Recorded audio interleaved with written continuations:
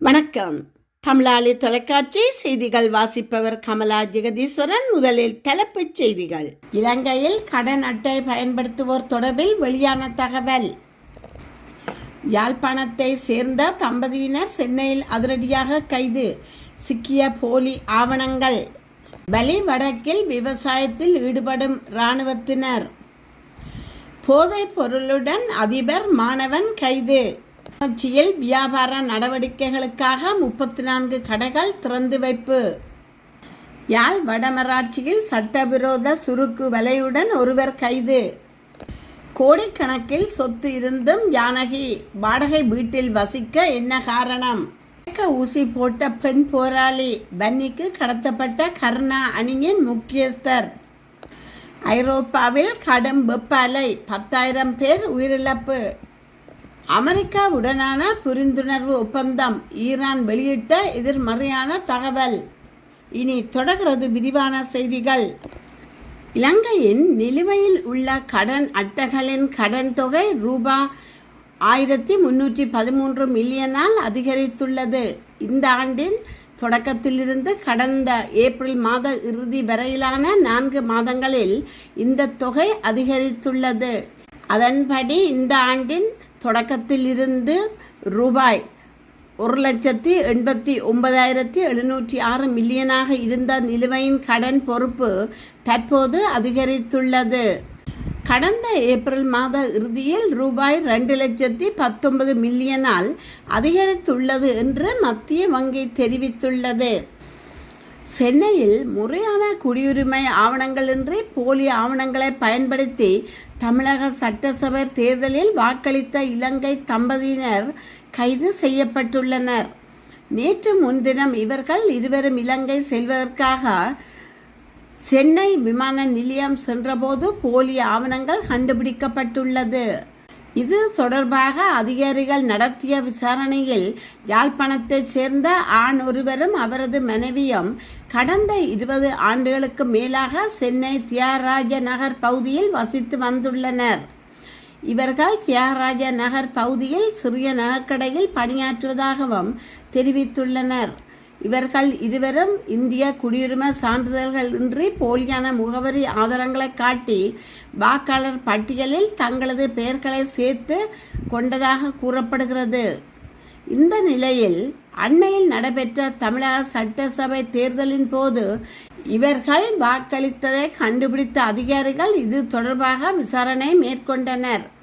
விசாரணையின் முடிவில் இவர்கள் முறையான ஆவணங்களின்றி வாக்காளர் அடையாள அட்டையை பெற்று தேர்தலில் வாக்களித்தமை உறுதியாகியுள்ளது. இந்த நிலையில் இருவரும் மீது 4 பிரிவுகளில் வழக்கு பதிவு செய்து நீதிமன்ற காவலில் வைக்கப்பட்டுள்ளனர்.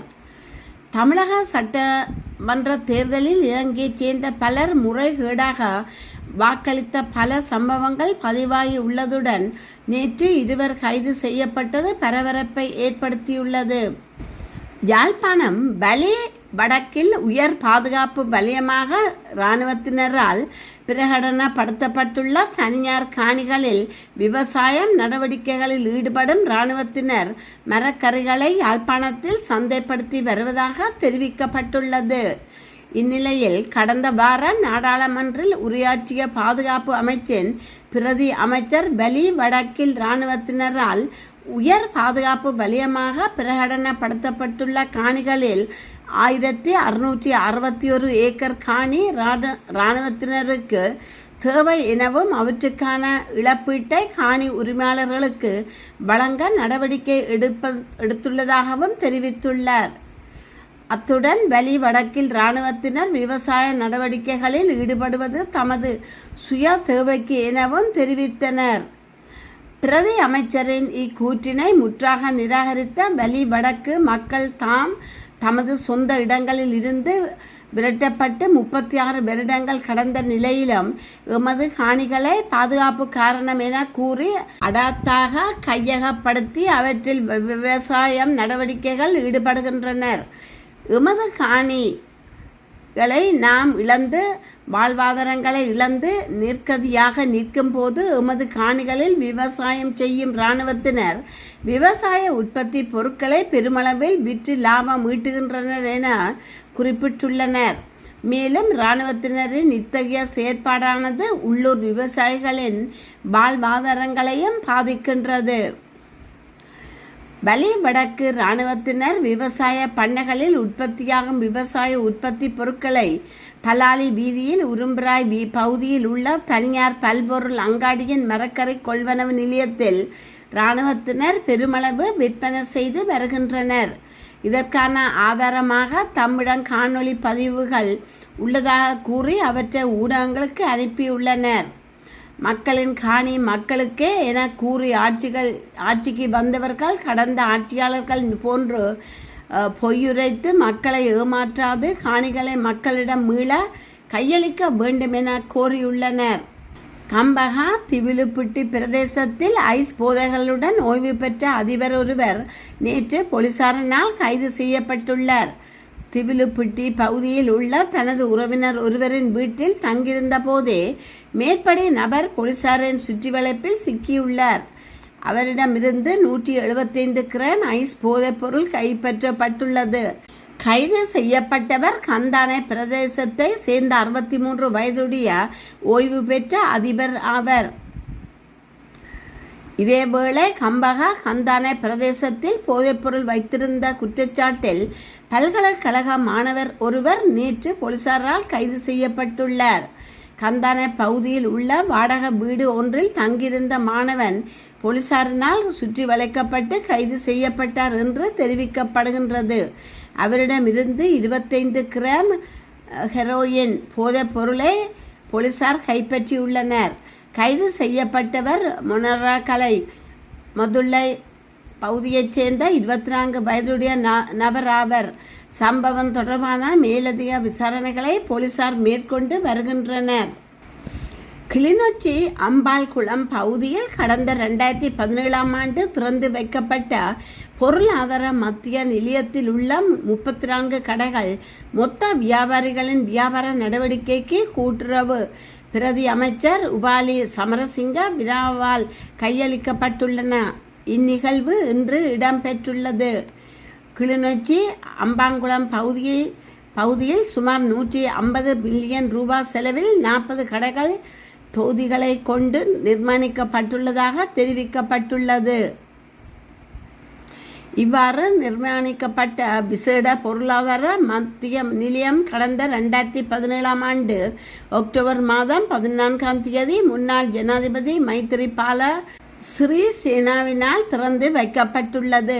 குறித்த செயல்பாடுகள் முன்னெடுக்கப்படாமல் கைவிடப்பட்ட நிலையில் காணப்பட்டுள்ளமை குறிப்பிடத்தக்கது. யாழ்ப்பாணம் வடமராட்சி கிழக்கு கட்டைக்காட்டில் உளவு யந்திரத்தில் ஏற்பட்டு கொண்டு செல்லப்பட்ட சட்டவிரோத சுருக்கு வலையுடன் ஒருவர் கைது செய்யப்பட்டுள்ளார். வடமராட்சி கிழக்கு பகுதியில் சட்டவிரோத கடத்தொழில் அதிகரித்துள்ளதால் அதனை தடுக்கும் முயற்சியில் வெற்றிக்கேணி கடற்படையினர் மற்றும் மருதங்கேணி போலீசார் ஈடுபட்டு வருகின்றனர். இதன் ஒரு பகுதியாக நேற்றிரவு கட்டைக்காட்டில் தொடர்பு சுற்றி வளைப்பு மேற்கொள்ளப்பட்டுள்ள போது உளவு யந்திரத்தினால் கடற்கரை பகுதிக்கு கொண்டு செல்லப்பட்ட சுருக்கு வலையுடன் ஒருவர் கைது செய்யப்பட்டுள்ளார்.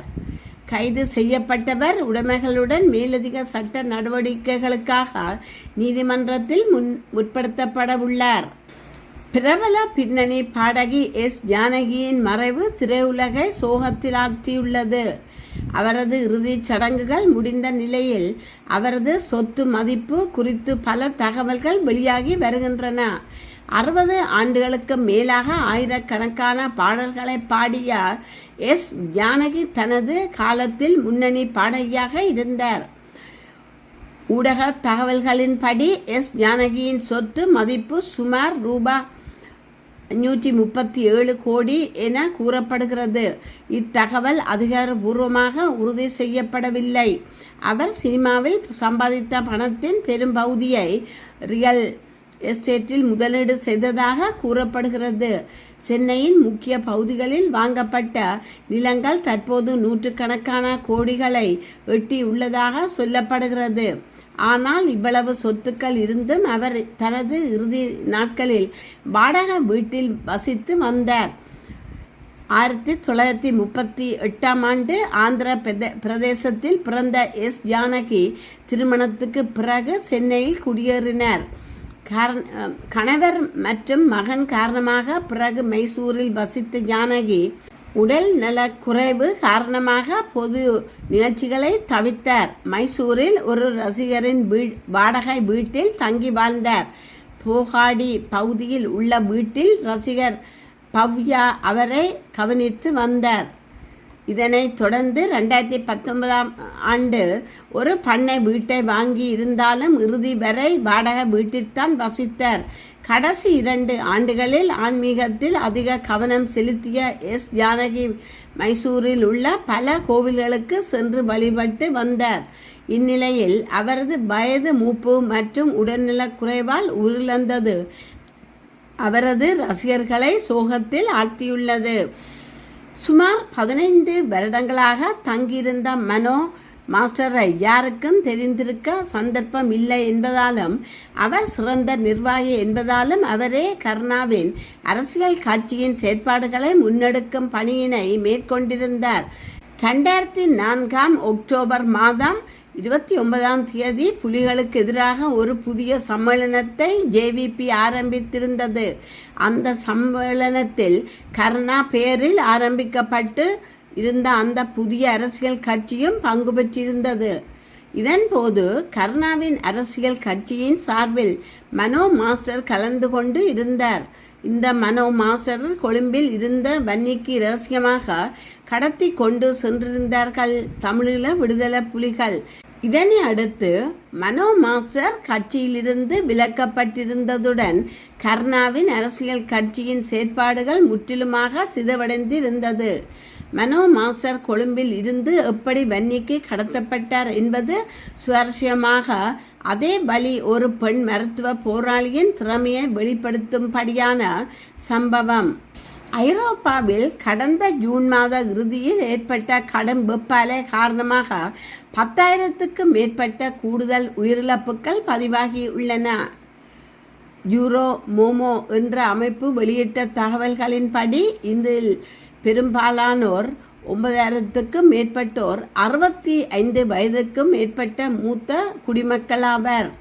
இந்த வெப்ப அலை பிரான்ஸ், ஸ்பெயின், பிரித்தானியா உள்ளிட்ட நாடுகளில் அதிக தாக்கத்தை ஏற்படுத்தியுள்ளது. வெப்பம் காரணமாக பாடசாலைகள் மூடப்பட்டன, மின்சாரம் பாதிக்கப்பட்டது. மேலும் பல இடங்களில் வெப்ப சாதனைகள் முறியடிக்கப்பட்டன.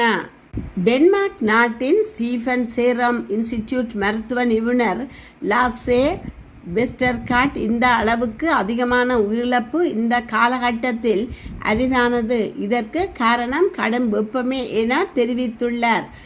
அறிவியலாளர்கள் மனிதனால் ஏற்படுத்தப்பட்ட காலநிலை மாற்றம் இல்லாமல் இவ்வாறான வெப்ப அலை நிகழ்வு மிக சாத்தியமற்றது என கூறியுள்ளார். உலக வெப்பமயமாதல் காரணமாக வெப்ப அலைகள் அடிக்கடி மேலும் தீவிரமாக நிகழ்கின்றன. பிரான்ஸ் மற்றும் பெல்ஜியம் ஆகிய நாடுகளில் மிக அதிகமான உயிரிழப்புகள் பதிவாகி உள்ளன.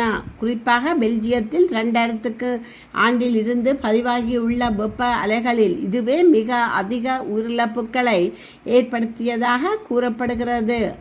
இங்கிலாந்து மற்றும் வேல்ஸ் பகுதிகளில் மட்டும் 2700 பேர் வெப்பத்தால் உயிரிழந்துள்ளதாக தனி ஆய்வு தெரிவிக்கிறது.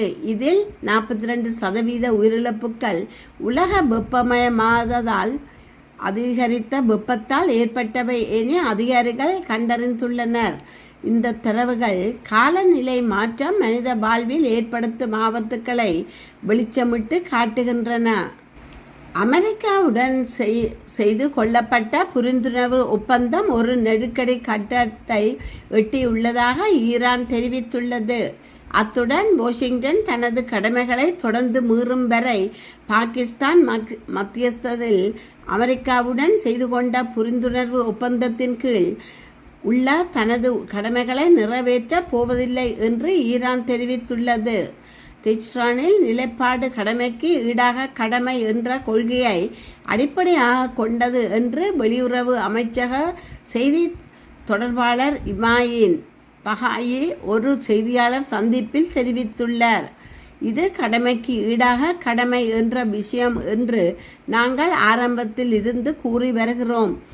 மற்ற தரப்பு அமெரிக்கா அதன் கடமைகளை கடைபிடித்தால் நாங்களும் எங்கள் கடமைகளை நிறைவேற்றுவோம் என்று பகாயி தனது கருத்துக்களை அரை அரசு தஸ்னீம் செய்தி நிறுவனத்திடம் மேற்கோள் காட்டி தெரிவித்தார். ஈரானிய இஸ்லாமிய குடியரசு ஒப்பந்தங்களை மீறியதாக யாரும் குற்றம் சாட்ட முடியாது. எல்லா சந்தர்ப்பங்களிலும் எங்கள் கடமைகளும் மற்ற தரப்பினரின் கடமைகளும் தெளிவாக உள்ளன, மேலும் அவற்றை ஆவணப்படுத்தவும் முடியும் என்று கூறிய அவர் வாஷிங்டன் பல்வேறு சாக்கு போக்குகளின் கீழ் புரிந்துணர்வு ஒப்பந்தத்தின் கீழ் பல்வேறு பிரிவுகளை மீறுவதாக குற்றம் சாட்டினார். மற்ற தரப்பினர் தங்கள் கடமைகளை தொடர்ந்து மீறும் வரை ஈரானிய இஸ்லாமிய குடியரசு பதிலுக்கு தான் ஏற்றுக்கொண்ட கடமைகளை நிறைவேற்றுவதில் இருந்து விலகிக் கொள்ளும் என்றும் அவர் மேலும் கூறியுள்ளார். ஹோர்மோஸ் நீரிணையில் வர்த்தக கப்பல்கள் மீதான தாக்குதலுக்கு பதிலடியாக ஈரான் முழுவதும் உள்ள இராணுவம் மற்றும் உள்கட்டமைப்பு இலக்குகள் மீது அமெரிக்கா தாக்குதல்களை தொடங்கியதை தொடர்ந்து தெஹ்ரானும் வாஷிங்டனுக்கும் இடையே பதற்றம் அதிகரித்து வரும் நிலையில் இந்த எச்சரிக்கை விடுக்கப்பட்டுள்ளது. இத்துடன் செய்திகள் நிறைவு பெறுகின்றன. மீண்டும் மற்றொரு செய்தியூடாக உங்களை சந்திக்கும் வரை வணக்கம் கூறி விடைபெறுபவர் கமலா ஜெகதீஸ்வரன். நன்றி.